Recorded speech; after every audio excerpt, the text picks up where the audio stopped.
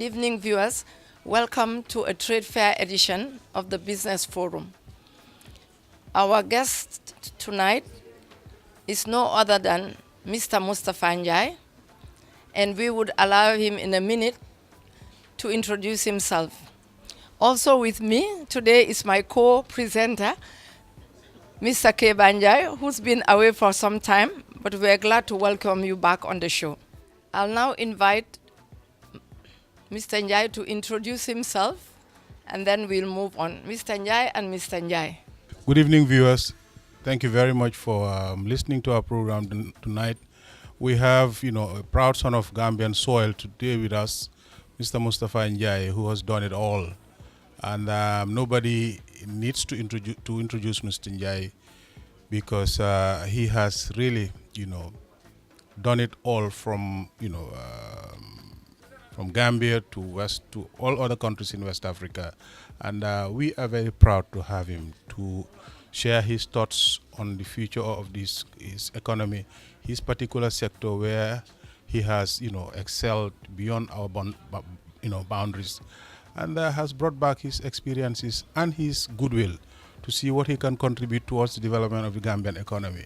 We're very proud to have you, Mr. Thank you, Mr. Njie. I am also proud and happy to be in this program and ready to answer your questions and participate positively towards the common good of our dear motherland. Thank you very much, Mr. Njie. We're indeed very proud to have you on this program. Apparently, the theme for this year's trade fair is economic transformation for Gambian business empowerment.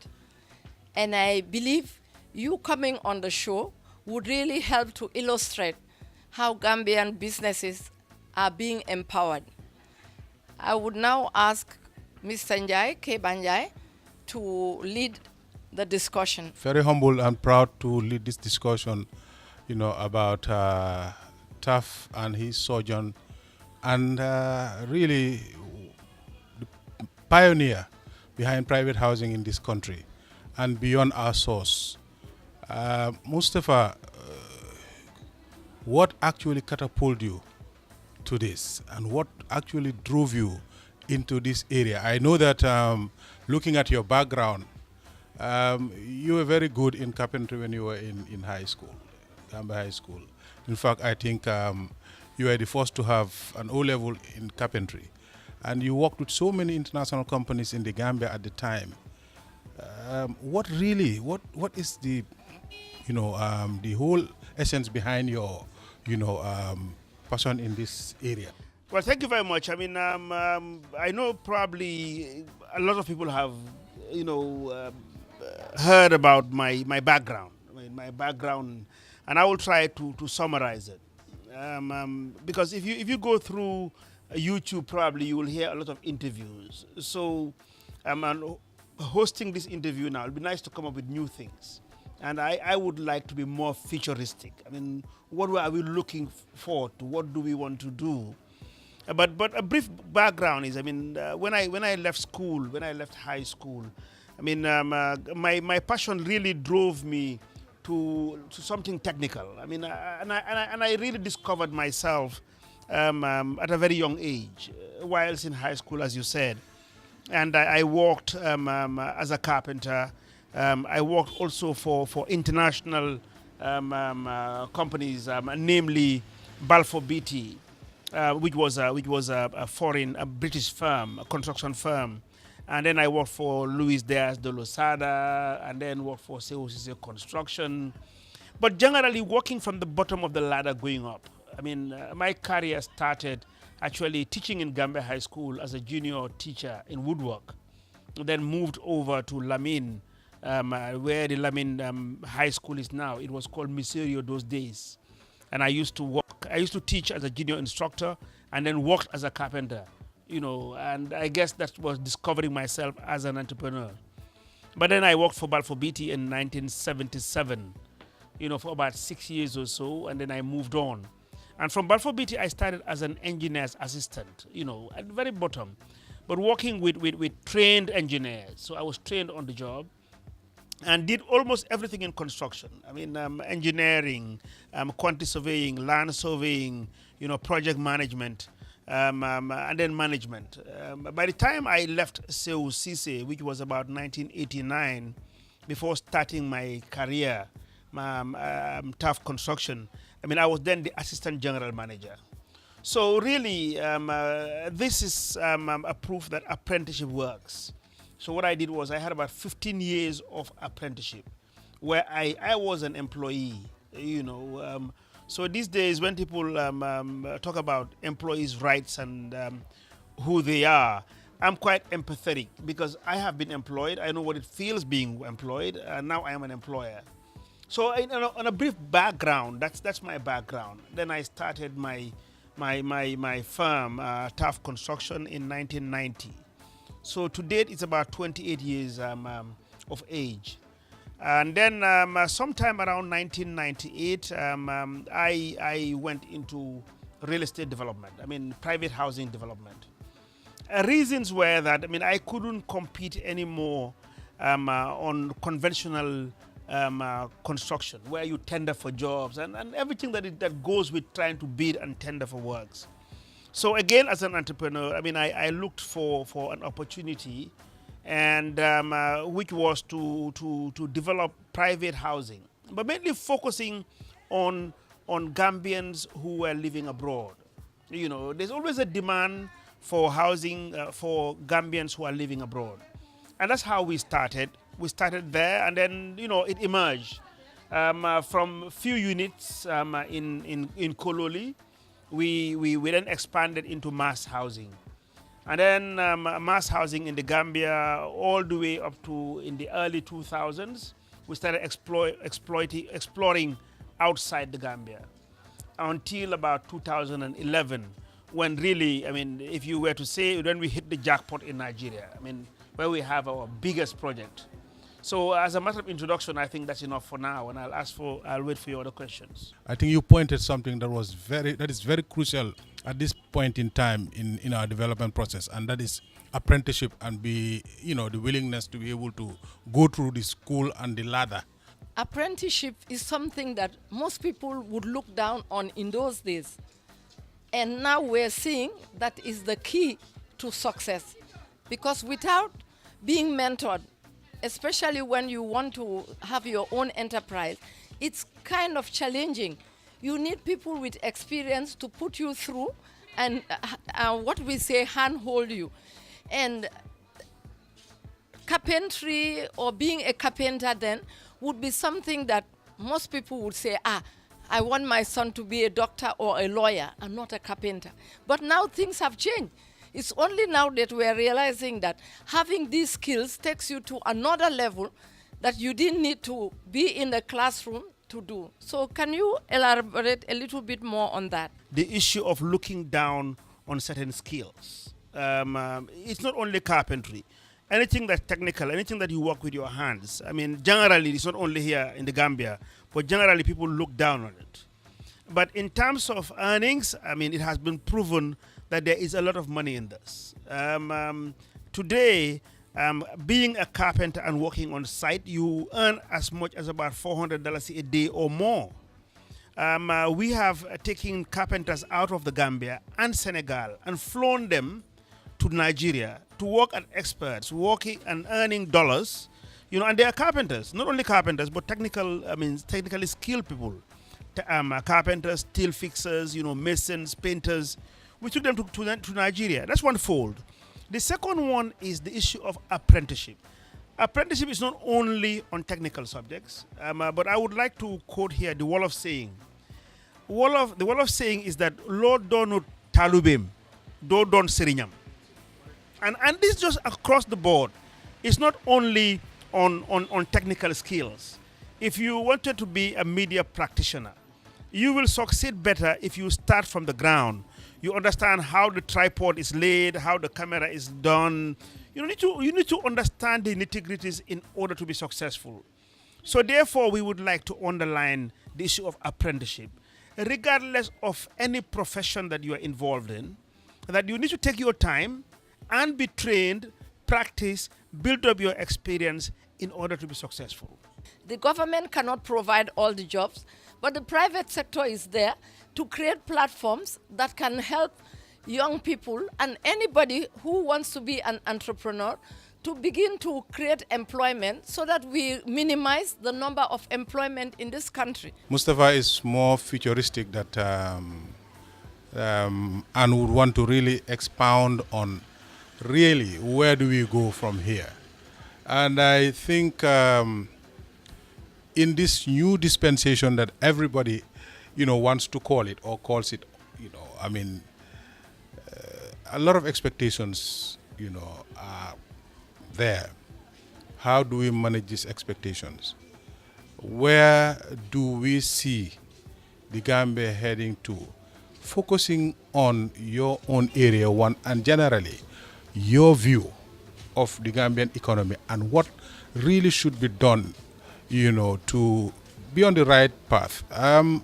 Reinventing the wheel, is not the answer. I think we have everything that is required, experience-wise, you name it. But we really need to hear from you. You've done it all. You've seen it. You faced the challenges. And, you're honest in your profession as to saying it the way you see it. What is your take on this thing? There is two issues I want to take up.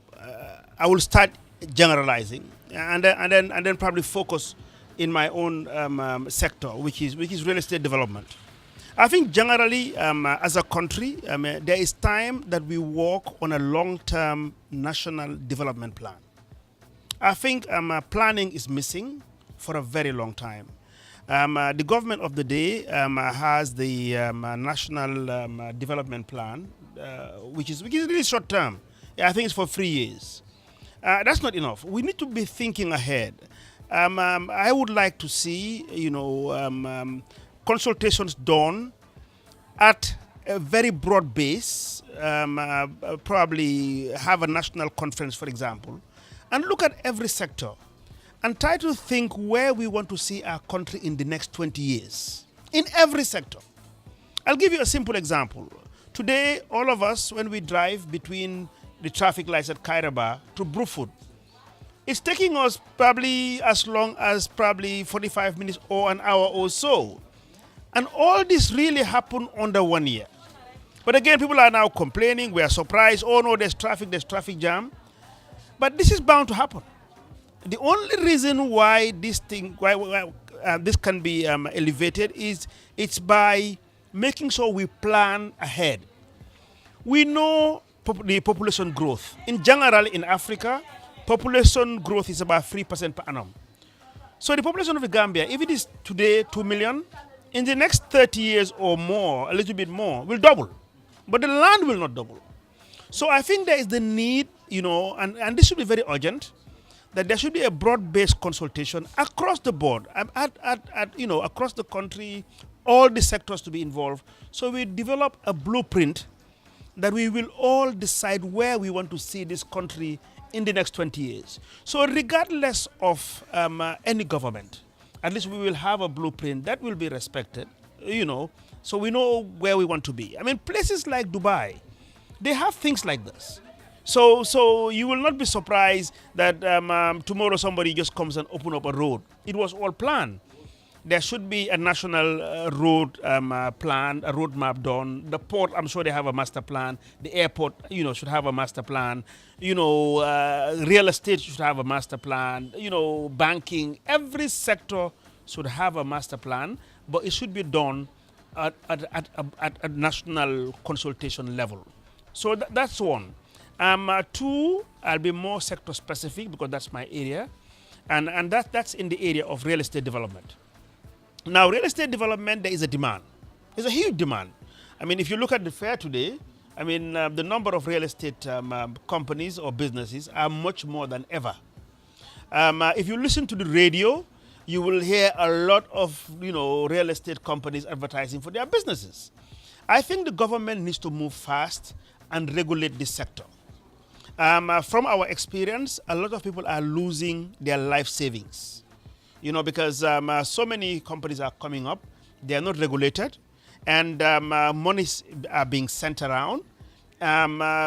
Legal titles are not being sorted out. So people are building on land that they don't own. A lot of things are happening, and this is a sector today that is contributing a lot to this economy. So I think there's the need for a regulatory body in this sector. I think the Ministry of Lands is responsible for housing. Something should come up, and also what it does, it also generates revenue for government. When you regulate, obviously government will be able to probably capture, everything that is beyond the net now, and probably charge some basic fees, which will now bring revenue for government. Call it a regulatory body or the ministry or whatever. But I think there's high time that there is a regulatory body on this sector, just like Pura is doing with telecommunication and the public utilities. People are losing money in a big way. There's a lot of scam going on, and the government needs to move fast and set up a regulatory body. What is your advice in terms of land use management? My concern is more on the long term. I think it's okay. I think the consultations were done for the National Development Plan. And now I think it's being implemented. And recently, these days, I saw that the president received, some public servants. And I think there's some sectoral review. That is fine. I am more concerned on long-term planning. And I am talking at probably 20 years and beyond. Because we will get there. 20 years is nothing. So you need to move ahead and plan proper. Again, if you look at the Kairaba Avenue, it was very well planned. There's a buffer there that was allowed. All the services, like the high tension lines, were all aligned. But in the last government, some areas were reserved. So therefore, we need to respect and plan well ahead. And my concern really is planning on the long term, targeting, let's say, 20 years and beyond. For me, 3 years is fine for the National Development Plan, that's short term. But my concern, really, I will emphasize, is on the long term. Now, Keba, to answer your question, on the land use, I think there's been a lot of studies done.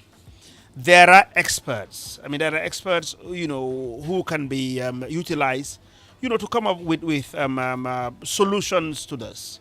I have a feeling that there are studies that have been done already. Most of the time, the problem is enforcement, and implementing all these studies. It is quite often said that studies are done, and what happens is that they will leave it on shelves to gather dust. But I'm sure with broad-based consultation, with every player within the sector, we should be able to solve this problem. Many a times we've seen that attitudinal change is very, very necessary also to take this country to another level. Unless we, each individual, review yourself, revisit yourself, and ask, what am I doing to change myself first before I can change others, so that we can get to where we want to get to. But unless we change attitude in this country, we're going to go around in circles. It takes me to, the issue of affordable housing. You are the pioneer of housing, private housing in this country. And we have seen proliferation of, estates around the, Greater Banjul area. And it's been proven very expensive. And we all know the average Gambians, earning capacity. We don't only want to see housing, done within the Greater Banjul area, but beyond the Greater Banjul area, even if it is low-cost housing. Giving your vision for proper housing for Gambians in this country. We have planned it very well. We've hired consultants at the international level, and we have a business plan, and now we're implementing. Actually, our vision is not for Gambia. We don't look at Gambia. This has been in us over the past almost 10 years. We see Africa as a country for our business. And for that reason, we've expanded now and registered in 8 African countries, where most active in Nigeria for obvious reasons. The reason is that the demand is huge. The housing shortage in Nigeria is over 17 million. That's the housing deficit. So therefore, we see Nigeria as a very big market. But all the same, I mean, Gambia is our country. We were born and bred and made here. So we have an obligation to fulfill, our vision of developing affordable housing. That's our specialty. Now, in terms of affordable housing, we know there's a big demand. I mean, it is generally said that housing is a basic, human need. And apart from that, from a business point of view, it is also, since there's a demand, it means that it makes business sense to get involved, and that is why you see so many companies getting into it, because there's a demand. People want a roof over their heads. Now, we have been doing a lot of study, a lot of research on how do we make housing affordable. Actually, the word low cost doesn't exist anymore. People hate it to be called low cost. Affordable is the word. So we have been involved in a lot of research on affordable housing. How do we make housing affordable and accessible? Now, there are challenges in doing things, and we can list out the challenges. One is access to land. I mean, if I go and buy a parcel of land from a private operator, obviously I'll have to put a margin on it and developing the land. So you're starting from the wrong step. Then, secondly, I would say also finances. I mean, we don't have monies that we keep in the bank and just invest in this. We borrow. And when we borrow, we go to the banks. And in the Gambia, one of the biggest problems is that you go and borrow on commercial rate. Today, the best you can have is 15 to 17%. It used to be about 20-something percent. And then the next thing is probably labor, materials. There's hardly anything being manufactured in the Gambia. Even the stones that you want to use, basalt stone, you bring it across the ferry. So everything gets imported, and all these things will add up to the price of the house. We've had reactions from people all over to these days in social media saying, oh, no, Tufts houses are expensive. What we do, we only have a margin. We put everything together, including the labor that we pay. But we think we have a moral responsibility as a Gambian, as a pioneer, to look into this and find ways of lowering the prices. Most recently, what we have done, we have, as you can see in the trade fair here, we have developed 2 model homes. One of them is a 2-bedroom. The 2-bedroom is being sold under $1 million at $990,000. And you can see the quality of the finish. The 3-bedroom, we're selling at about 1.3 million. We are committed to lowering these prices as long as we can probably cut down on these factors that I've told you. For example, if interest rates went down, obviously our prices will go down. If import duties go down on imported and building materials, our prices will go down. I mean, we are paying 15% VAT on everything being imported into this country. So therefore, we pass on all these to the client. But we are committed, and I think we have succeeded in developing these type of units. And also, what we've also done is to look at the design of the houses. As you can see, we have demonstrated that with 49 square meters, you can have a comfortable 2-bedroom. A 70 square meter of a house, you can have a 3-bedroom. Generally, 3 bedrooms in this country are double. It's about 150 square meters. So the moment you cut the size by half, you are cutting the price by half. Is there anything like affordable homes for young people? Because we're saying in the Gambia, the age bracket is up to 35. You are considered a youth. And I know by then most of them are married with wives and with a wife and with children. So is there anything that can be reasonable enough for them to start with? I asked this question because yesterday we had an interesting conversation with a young person who is already a graduate and working. And we said to her, are you thinking of buying a house? He said, oh, are you joking? At my level now, can I afford it? And that sort of got me thinking, she would want something of her own, but what is available for them, or what can be thought of in the next few years for them? If you probably ask, houses for young startups, people who are just starting employment, how about the retirees? I mean, we haven't even addressed the retirees, people that have worked all their lives, 40 years and more, and they cannot even afford to have their own home with their families. So therefore, I think we should avoid, probably looking at, allocating or looking at houses for a particular age group within the society. I mean, a house is a commodity. It is just like a car. So there's nothing like, a car for a young graduate. A car is a car, and then the same thing with housing. I think governments can have their program where they want to address affordable housing. And in order to be able to achieve this, at times what governments do is to also offer out incentives. When you offer incentives to developers, whether it's private or public, then it becomes affordable. Actually, this country is not doing badly. The Gambia is not doing badly as opposed to other countries. Because the public sector that is responsible for housing in this country is Social Security and Housing Finance Corporation. And they have succeeded in so many estates. Actually, they are the biggest as far as housing development is concerned in this country. You can name it. They started in Bakote, where some houses, people were paying mortgages of something like $100 a month. So that was a big success story. Yes. Then came Carnifing, the World Bank came in, they did all the services. So they've been doing that. Mortgages have been giving out. Brusubi is the biggest housing estate in the Gambia. And relatively it's affordable. A lot of public servants, had their houses there. I think they've done Jabang, and they're doing so many other estates. If now the private sector coming in, a government can work on a program where they engage the private sector and probably, look at incentives where this will actually influence prices. So one, it will be accessible, and two, it will be affordable.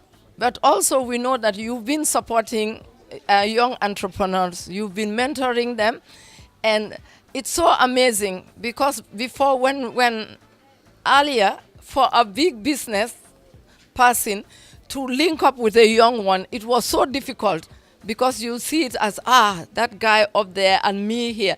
And now with you and the likes of you, it's making it easy for us to link the young people with you, and you are willing to mentor them and help them.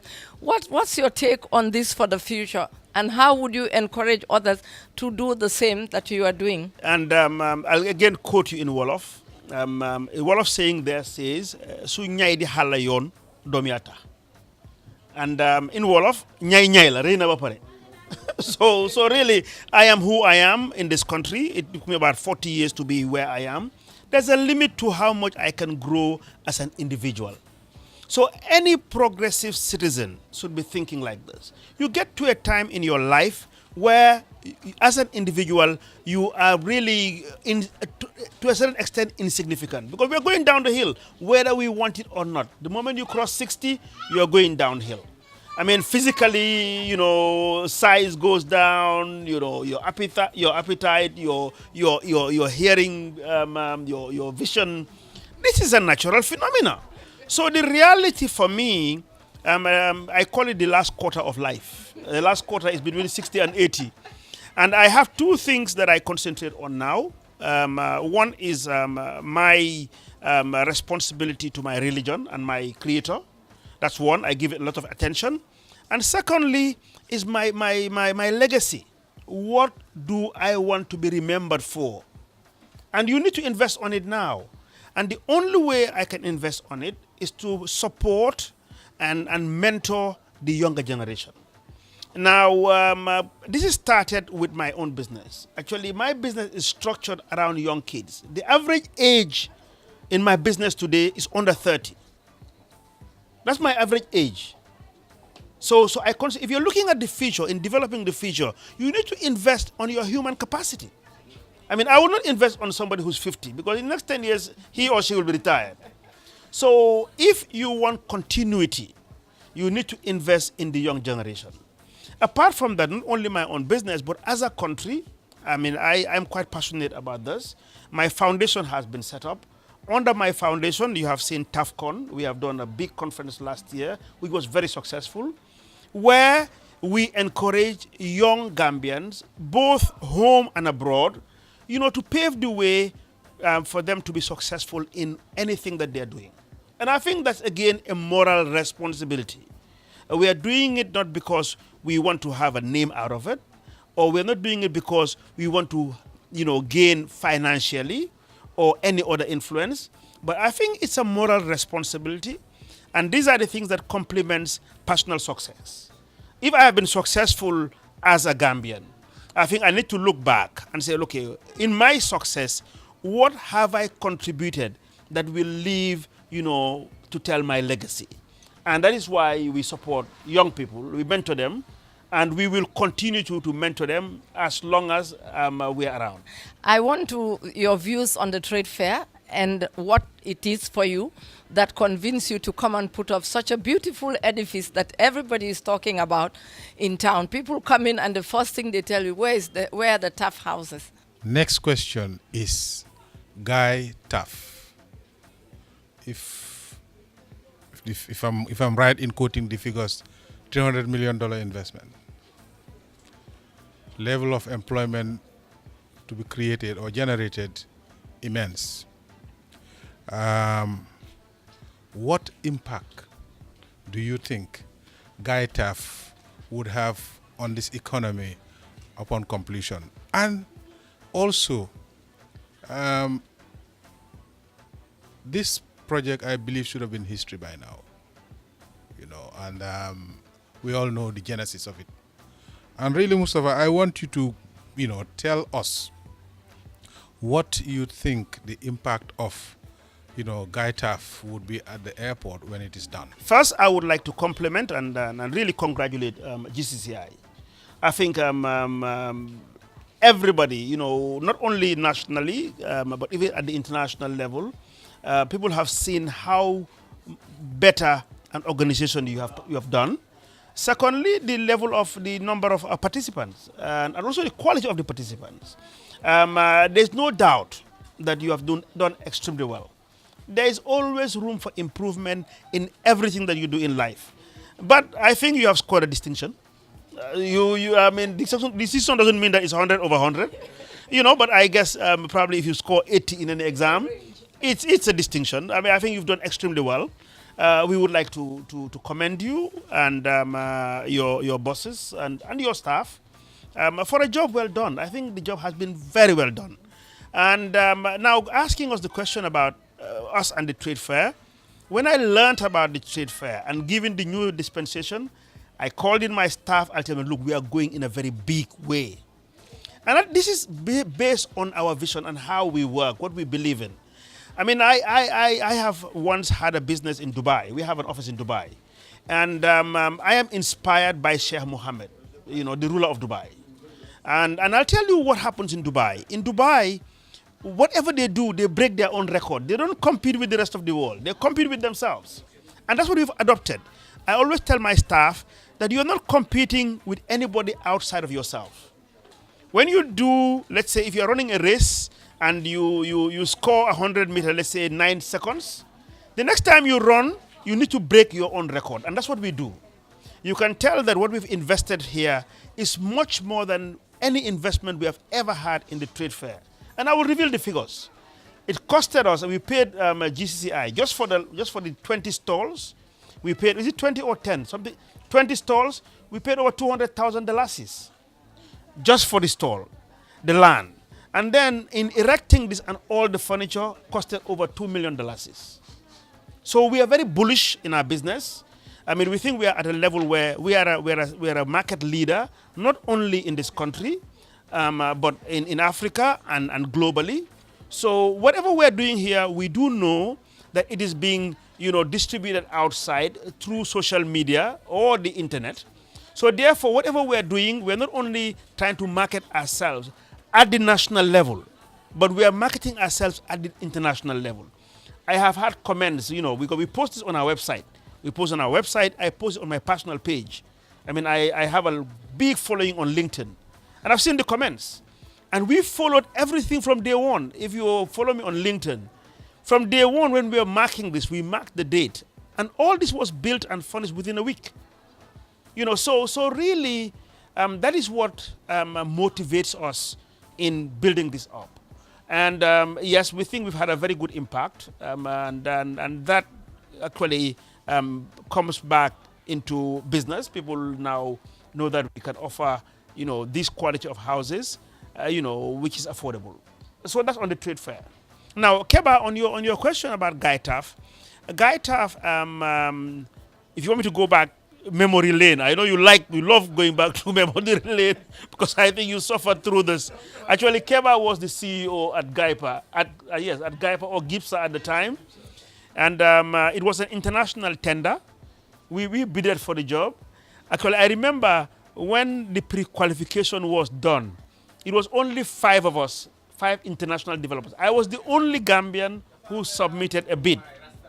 And then I succeeded. When we submitted the bids, I was the most responsive, and I succeeded.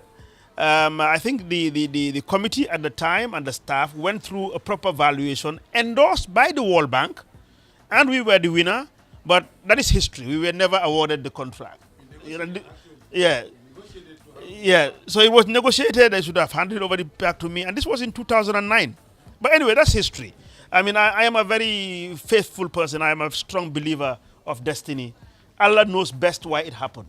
Today, it's on. So that's history for me, and I don't take any issues with it. Now, looking at the future, now we've got it. It is a $300 million investment, and it should be all done and completed and functional over the next 10 years. We have started, it's under an SPV. An SPV means a special purpose vehicle. So GAIPA has shares in it, and we also have shares. So the Gambia, for me, that's the Gambia I see, even beyond my lifetime, that we need to have a mindset, you mentioned about attitude, that this young generation of Gambians, who are doing extremely well, they are being very well trained, they're very much adventurous. They should think beyond this 11,500 square kilometers, think beyond our position as an African country, but set our mind, to perform and compete at the global level. Well, my last word on the trade fair is pride. Having been part of the initial organization of this, fair many years ago, I am very proud and delighted to see that every year it is increasing in terms of popularity, it is increasing in terms of participation, and this year is exceptional because I think we're looking at 400 participants, and really, being a part of this and always will be a part of this, I'm very proud to see this thing, and as Mr. Njie has said, join the GCCI and support yourself because it is the voice of the private sector. Support yourself through membership and be a part of, the organization. The organization is as good as you want it. So it is up to you to do it. I'm marketing for GCCI because it will always be my baby. Wherever Beatrice is, you talk about the GCCI and also the trade fair. But I think you have all rights too. I mean, I would like to urge to the general public, for anybody who's not been to the trade fair, I'm starting, the president has been, but please come back again, Mr. President. Come and stay longer. Then from the president going down to the last Gambian, I think they should take this opportunity to visit the trade fair. Visiting the trade fair encourages all these Gambian businesses that are displaying their stuff. Even if you don't buy, it's nice to buy, please buy. But even if you don't buy, by just coming around and visiting the trade fair encourages all these businesses that are displaying their stuff. So again, last word, I would like to congratulate GCCI for a job very well done. And their government partners, I think the Ministry of Trade is your partner within government. It takes two to tango. It's the public and the private sector that moves a country. We are not rivals, we are not enemies, but we complement each other. And I think we are now seeing a government that is listening to the private sector. We would like to encourage you to continue doing so and support GCCI as the voice of the private sector. Those businesses that haven't been a member of GCCI, I think you should move fast and register with the GCCI.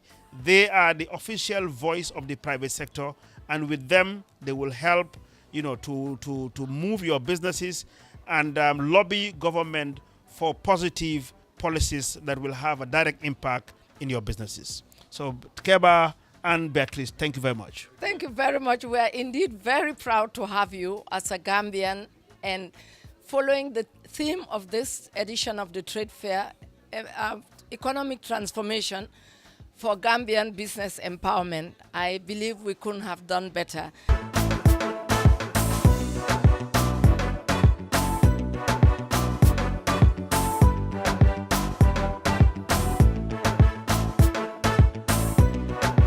My sincere appreciation to Kirgi Creation for dressing me up so beautifully today. Thank you, Fat Njie, proprietor, Kirgi Creation.